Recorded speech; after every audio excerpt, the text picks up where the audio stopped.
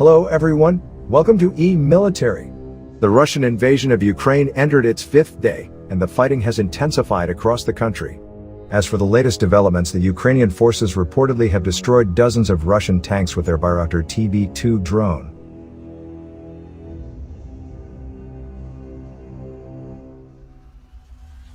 Ukraine's embassy in Turkey said on Twitter that Ukrainian armed forces had struck a Russian military convoy in the southern city of Kherson using Turkish Bayraktar TB2 drones.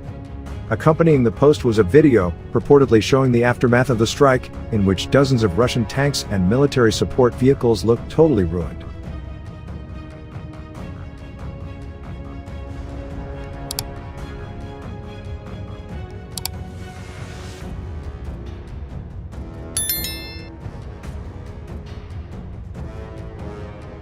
The Ukrainian Defense Ministry also said that TB2 drones had hit Russian forces near Hostomel airport, near Kyiv.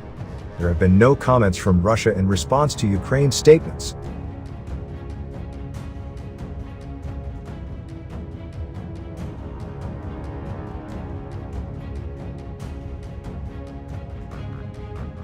Earlier this month, Ukraine and Turkey signed a series of agreements, including a deal that would expand the production capabilities of Turkish drone maker Bayraktar in Ukraine.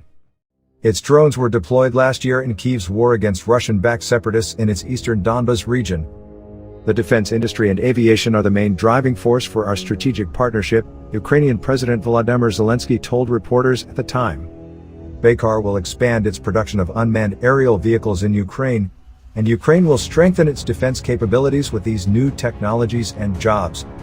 Following the signing of the deal, Turkish President Recep Tayyip Erdogan, who has a close but sometimes fraught relationship with Russian President Vladimir Putin, reiterated Ankara's support for the territorial integrity of Ukraine. Today, the Turkish president's support came into forces.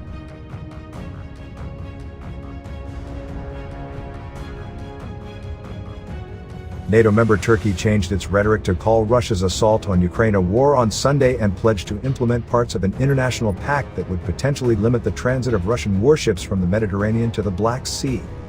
Kyiv had appealed to Ankara to block any more Russian ships from entering the Black Sea, from which Moscow launched an incursion on Ukraine's southern coast.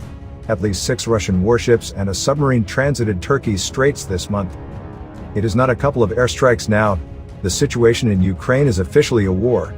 We will implement the Montreux Convention, Mevlut Çavuşoğlu, Turkey's foreign minister, said in an interview with broadcaster CNN Turk. Balancing its Western commitments and close ties to Moscow, Ankara has in recent days called the Russian attack unacceptable, but until Sunday had not described the situation in Ukraine as a war.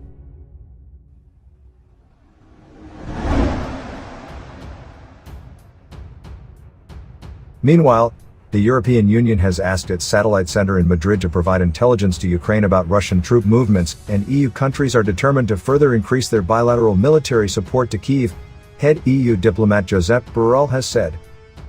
This is the first time the European Union, which was founded to promote peace in Europe, has provided lethal aid into a conflict. Germany has broken its long-standing policy of banning weapon exports to conflict zones, and Sweden broke its long-standing neutrality. Both are sending anti-tank rockets, among other weapons and supplies.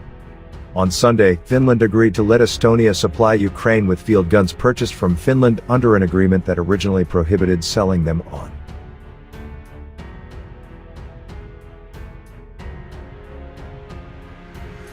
According to ABC News, at least one Western country is studying a request from Ukraine to provide fighter jets, a European official said. She spoke on condition of anonymity to discuss information not yet public.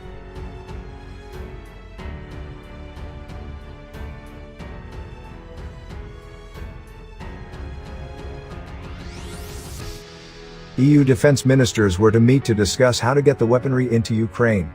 A trainload of Czech equipment arrived on Sunday and another was en route on Monday, though blocking such shipments will clearly be a key Russian priority. Josep Borrell told a news conference the EU sanctions imposed on Russia will have a cost for Europe. But we have to be ready to pay the price, or we will have to pay a much higher price in the future, Borrell said. Relations with Russia will no longer be determined by trade, he said. He added that Europe must move as quickly as possible to reduce its reliance on Russian oil and gas. Russia is the world's largest exporter of natural gas, and it satisfies about a third of Europe's consumption. Russia is also a major producer of petroleum products. Moscow, on the other hand, has its own view on the issue. Russian President Vladimir Putin has frequently accused Ukraine of being taken over by extremists ever since its pro-Russian president, Viktor Yanukovych, was ousted in 2014 after months of protests against his rule. Russia then retaliated by seizing the southern region of Crimea and triggering a rebellion in the east, backing separatists who have fought Ukrainian forces in a war that has claimed 14,000 lives.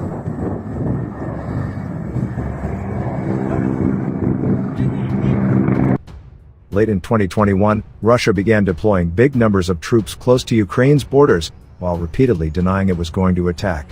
Then Putin scrapped a 2015 peace deal for the east and recognized areas under rebel control as independent. The Russian president has long resisted Ukraine's move towards the European Union and the West's defensive military alliance, NATO. Announcing Russia's invasion, he accused NATO of threatening Russia's historic future as a nation. This false narrative of a Ukraine seized by fascists in 2014 has been spun regularly on Kremlin-controlled TV. What Russia's plans are for Ukraine are unknown, but it faces stiff resistance from a deeply hostile population. Civilian volunteers and paramilitary groups are now taking the fight to the Russian army in Kyiv, Ukraine's capital. As dawn broke in Kyiv on Monday, it was not immediately clear how far the Russian soldiers had advanced. Ukrainian officials reported success in fending off assaults, but fighting persisted near the capital. Skirmishes reported on the edge of the city of nearly 3 million people suggested that small Russian units were probing Ukrainian defenses to clear a path for the main forces.